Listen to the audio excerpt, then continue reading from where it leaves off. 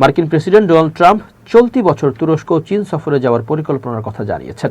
শুক্রবার মেরিল্যান্ডের যৌথ বিমান ঘাঁটি অ্যান্ড্রুজে আয়োজিত এক সংবাদ সম্মেলনে তিনি আসন্ন এই উচ্চ পর্যায়ের সফরগুলোর বিষয়ে কথা বলেন। কাতারের উপহার হিসেবে পাওয়া একটি বোয়িং 747 উড়োজাহাজকে প্রেসিডেন্টের সরকারি বিমানবহর এয়ারফোর্স 1-এ অন্তর্ভুক্ত করার অনুষ্ঠানে বক্তব্য দিতে গিয়ে ট্রাম্প বলেন, যুক্তরাষ্ট্র বর্তমানে বেশ কয়েকটি গুরুত্বপূর্ণ আন্তর্জাতিক সফরের প্রস্তুতি নিচ্ছে। এর অংশ হিসেবে তিনি প্রথমে তুরস্ক সফর করবেন এবং পরে বছরের শেষ দিকে একটি আন্তর্জাতিক সম্মেলনে অংশ নিতে চীন সফরে যাবেন। ট্রাম্প আরও জানান, তার চীন সফরের আগেই আগামী সেপ্টেম্বর মাসে চীনের প্রেসিডেন্ট শি জিনপিং যুক্তরাষ্ট্র সফরে আসবেন। দুই দেশের শীর্ষ নেতাদের পারস্পরিক এই সফর ওয়াশিংটন ও বেইজিংয়ের সম্পর্কের জন্য গুরুত্বপূর্ণ বলে মনে করা হচ্ছে।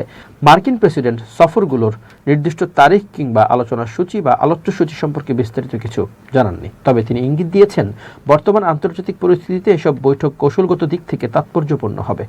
বিশ্লেষকদের মতে সাম্প্রতিক বছরগুলোতে যুক্তরাষ্ট্রের সঙ্গে চীন ও তুরস্কের সম্পর্ক বিভিন্ন ইস্যুতে ওঠানামার মধ্য দিয়ে গেছে। বাণিজ্য, প্রযুক্তি, নিরাপত্তা এবং আঞ্চলিক রাজনীতি এসব বিষয়ে মত পার্থক্য থাকা সত্ত্বেও কূটনৈতিক যোগাযোগ অব্যাহত রাখার উপর জোর দিচ্ছে সংশ্লিষ্ট পক্ষগুলো। বিশেষজ্ঞদের ধারণা, বেজিংয়ের সঙ্গে অর্থনৈতিক ও বাণিজ্যিক সম্পর্কের বিভিন্ন বিষয় এবং আঙ্কারার সঙ্গে ন্যাটো জোট ভিত্তিক নিরাপত্তা সহযোগিতা ভবিষ্যৎ আলোচনায় গুরুত্ব পেতে পারে। একই সঙ্গে ইউরোপ, মধ্যপ্রাচ্য এবং এশিয়া প্রশান্ত মহাসাগরীয় অঞ্চলের বিভিন্ন কৌশলগত বিষয়েও বৈঠকগুলোর আলোচ্যসূচিতে স্থান পেতে পারে।